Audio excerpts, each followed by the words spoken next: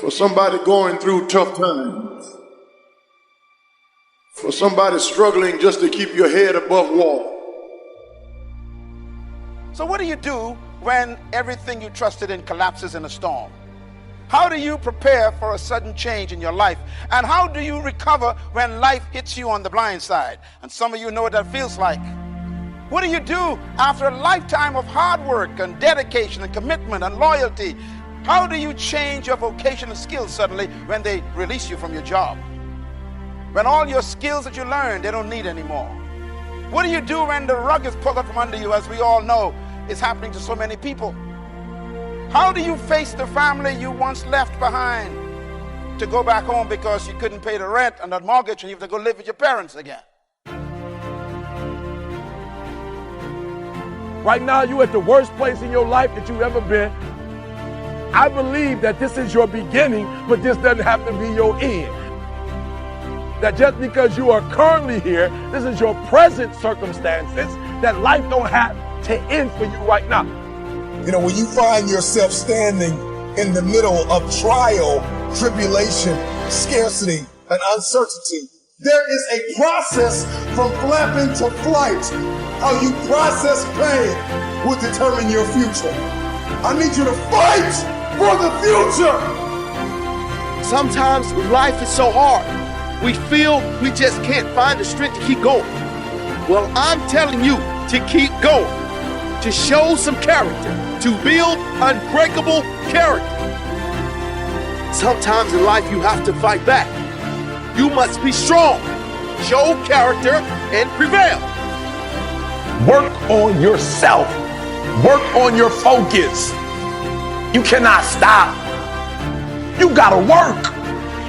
The problem with you is you see difficult as something negative. I want you to see difficult differently. Are you hearing me? I need you to push through that stuff. Push through it. You can't get through it. The more you go through, the more difficult it is, the more challenging it is. Listen to me, the harder it is. Are you hearing me? The more challenging it is. All you're doing, baby, is building muscles. Your life doesn't end up in an accident. Your life is a series of actions that you initiate or don't initiate. And that your thoughts are going to control that roadmap. And so how are you using your mind today to either make yourself feel great or not? I posted on Instagram this morning. I said, listen, your destiny is ultimately controlled by a decision you already made this morning. Everyone watching this already made a decision this morning. This morning, they made it a life-changing, huge decision this morning. And that is either I'm gonna get up, enter the world with no intention, go through the motions to hopefully get by or survive, or I am going to get clear in this morning about what I want, what I'm going after, who I'm going to be, how I'm gonna serve, and whether or not I'm gonna be excellent and extraordinary or not. And the problem is most people never make that conscious decision. So I was learning early on, make the conscious decision about who you want to be each day, stay congruent with that. And that was, for me, a kid who was just going through the motions, all of a sudden going, oh, who do I want to be? What do I want my relationships to be like? That was really important. And then I started setting personal challenges every month. At the beginning of each month, I do this whole thing where I holistically evaluate my life on the first of every month. And it's like these 10 different categories of my life, from emotional to relational to financial to, career, mission, objectives, all these things. I go down that on the first of the month, just kind of holistic viewpoint of my life. And then I set a personal challenge and a professional challenge. And I do that every month. Every Sunday, I revisit my progress. Every Sunday for 23 years.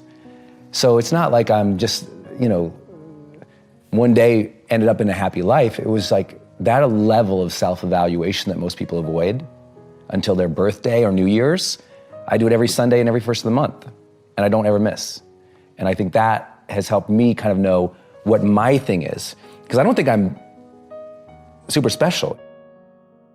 I think, everything starts with a thought. I mean, everything that you do in your life, you have to have a thought before you initiate an action, right? Mm-hmm. So if you believe that your thoughts have something to do with your destiny, like any great leader in history understands that, the first thing you have to do is you have to decide, are you going to be defined by a vision of the future, or are you going to live by the memories of the past? So, I'll give you an example. Most people wake up in the morning, and your brain is a record of the past. It's an artifact of everything you've learned and experienced to this moment, right? It's a memory bank.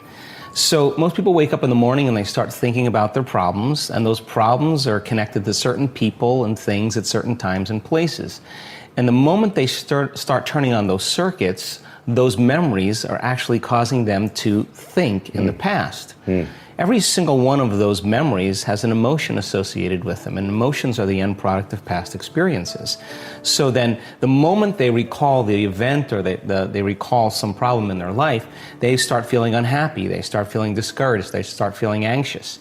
Now, thoughts are the language of the brain, and feelings are the language of the body, and how you think and how you feel creates your state of being. So we could say then, most people's entire state of being when they start their day is in the familiar past.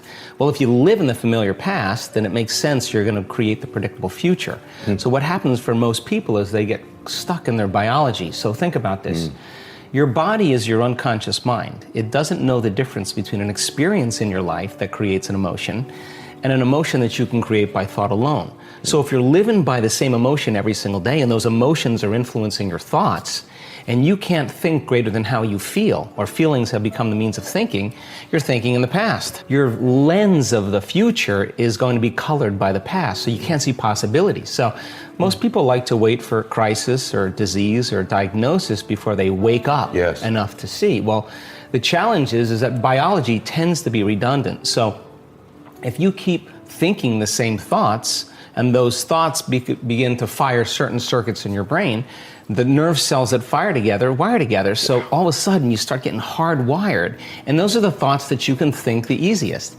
At the same time, those thoughts produce chemicals called emotions, and the next thing you know, your body gets accustomed to living by the same emotions, and it could be guilt, it could be unhappiness, it could be pain, but at least it's familiar to you, at least you can predict it. So some people would rather cling to the familiar than take a chance in possibilities. So for most people then, they say, well, I don't really see how my thoughts have anything to do with my destiny. Well, that's because 95% of those thoughts are subconscious programs, right? So you're not even conscious that you think those thoughts. So the first step to change is starting to think about what you've been thinking about and change it. And then when you begin to observe those thoughts, you're no longer the program, you're the consciousness observing the program. Just simply by being an observer of your thoughts. Right. So most people, though, when you do that, when you decide to really take a look, it's like lighting a match in a dark place. So you feel uncomfortable. So it's easier to turn on your TV, it's easier to play with your cell phone, to distract yourself from those feelings. Well, when you understand that change really requires becoming uncomfortable to a certain degree, and that's normal, that you're leaving the known and you're stepping into the unknown, then it begs the question, what thoughts do you want to fire and wire in your brain? Because your attention on those thoughts begins to reorganize circuitry, remold the brain. You are ready and able to do beautiful things in this world. And after you walk through those doors today, you will only ever have two choices: love or fear. Choose love, and don't ever let fear turn you against your playful heart. So while you're in this passionate state, that's where you make decisions. People like me, I was born in a very poor family. I never got a great education. I failed all the examinations. For what reason, I don't know. But later, I realized I don't have money, I don't have technology, I don't have a lot of good backgrounds. We have a rich uncle or something, no. You already know who you are. And that peace that we're after lies somewhere beyond personality. Now, I had to sacrifice choice. I didn't get to choose. You don't have to do it the way everybody else has done it. You can do it your way. You can break the rules. You just can't get in the way of somebody else getting what they want. When you throw your heart and mind and soul into something, you get something back. Michael Jordan won 6 NBA championships with the Chicago Bulls because he was committed to Plan A, not Plan B.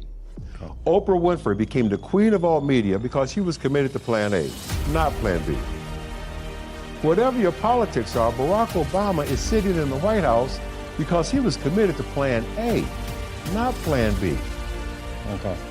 Plan B sucks. Confidence is nothing more than believing in yourself. And believing in yourself is nothing more than doing the things that you once didn't believe that you could do. You see, confidence comes from competence. I'd like to ask you to take a look at any place you've got a limitation and ask yourself, when did I decide to accept that limitation? But we are very optimistic. We believe in the future. So the point is that you're trying to get to such a strong foundation that when you interact in the world, you're going with a sense of strength, fuel, energy to make a difference. See, success it's not something that's gifted to you. Success is something that you have to go get.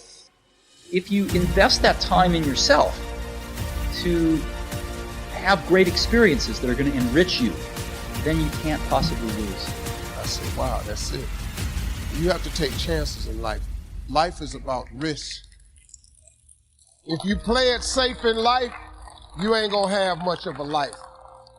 If you play it safe, you won't have much of a life. Life is risk.